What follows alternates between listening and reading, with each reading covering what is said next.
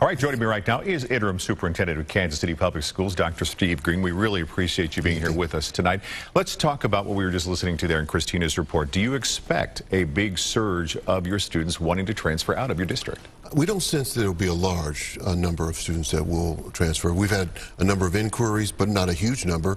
And then, you know, the difference between inquiring and actually taking action, we will see what that turns out to be, but we don't think there'll be a large exodus. Okay, now the plan was just released today. We looked it over. We also talked to some other districts about it.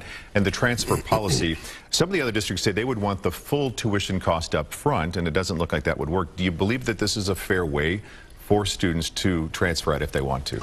I don't know about fairness. I think what we're trying to do is comply with the state statute.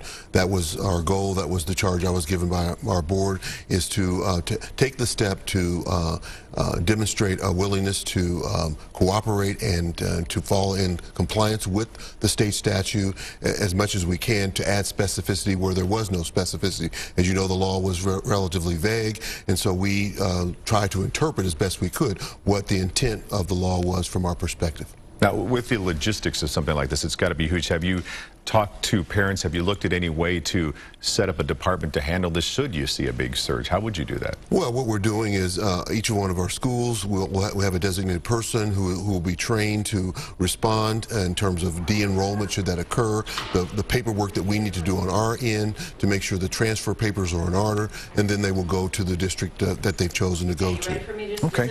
Now, we talked to Education Commissioner Krishna Castro. She had said there are 5 options for the district that are on the table right now as you work to regain the accreditation. Those are status quo, mayoral control, an advisory board, a special administrative board, or also dissolving the board altogether.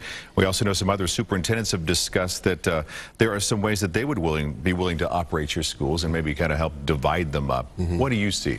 You as the interim superintendent, what do you see as the best? Well, decision? I mean, obviously my commitment and my charge is to keep as many students in the district as possible and keep the district and bring it back to viability and to restore its accreditation. So I'm biased in that sense, and I want to see that occur.